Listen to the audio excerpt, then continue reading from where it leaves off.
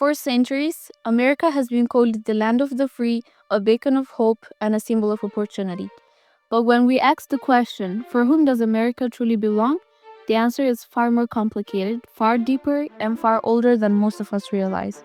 Long before Columbus, before flags, before borders, millions of people lived across this vast continent. They built homes, hunted and farmed, told stories, and shaped the land in ways outsiders could never understand. This was a land alive with life, culture, and meaning. A land that had owners long before anyone planted a flag. To understand who America really belongs to, we must go back, far back to the first people who walked this land. Thousands of years ago, humans arrived from distant lands, crossing frozen plains from Asia via the Bering Land Bridge. They carried hope, courage, and survival skills owned over generations. Over thousands of years, they spread across mountains, plains, rivers, and forests, creating societies that thrived for centuries. Across the continent, different nations adapted to the lands they lived in. In the northeast, the Iroquois built powerful confederacies, uniting villages and guiding their people with wisdom and law. Across the vast plains, the Sioux and Cheyenne followed the herds, moving with the seasons and mastering the open land. In the southwest, the Navajo and Pueblo carved homes into cliffs, farmed the desert soil, and built intricate communities. Along the west coast, countless nations fished the rivers, hunted the forests, and traded along the shorelines, sustaining their culture for generations. They didn't own the land the way Europeans would later define ownership. They were its stewards, its protectors, its hearts. Every river, every forest, and every mountain carried meanings. Every story, song, even ritual was tied to the soil itself.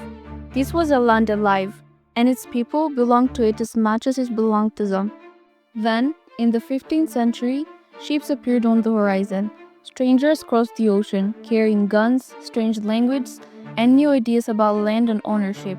Suddenly, the balance that had existed for thousands of years was disrupted. These outsiders saw forests, rivers, and valleys, and they claimed it as theirs. Entire nations were faced with disease, displacement, and war. Millions of people, who had lived and thrived for generations, were wiped out by a disease brought from across the ocean. Villages were burned, sacred sites were taken, and borders were drawn on maps that ignored the people who had lived there for centuries. The first Americans had never seen anything like it, and the world they knew would never be the same. In 1776, a new nation rose on the eastern coast. It spoke of freedom, liberty, and opportunity. Yet for the people who had lived there for centuries, that freedom did not exist. Expansion was not peaceful. It was war.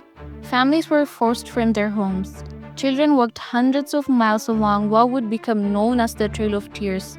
Entire nations were pushed off lands they had lived on for generations. And yet, despite loss and displacement, the first people survived. They resisted. They remembered.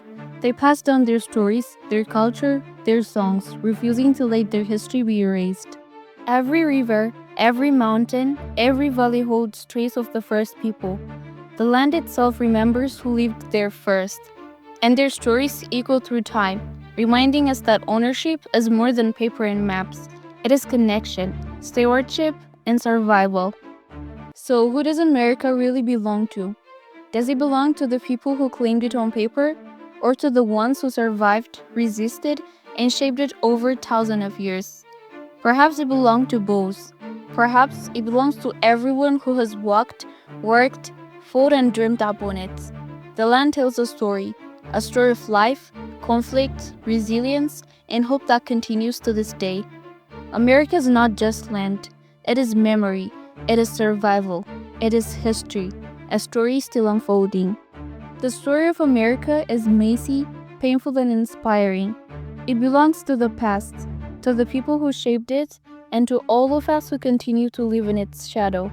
Remember it, respect it, and never forget the people who came first. Thank you for watching Past Unlocked. Like, subscribe, and join me as we uncover more hidden truths of history.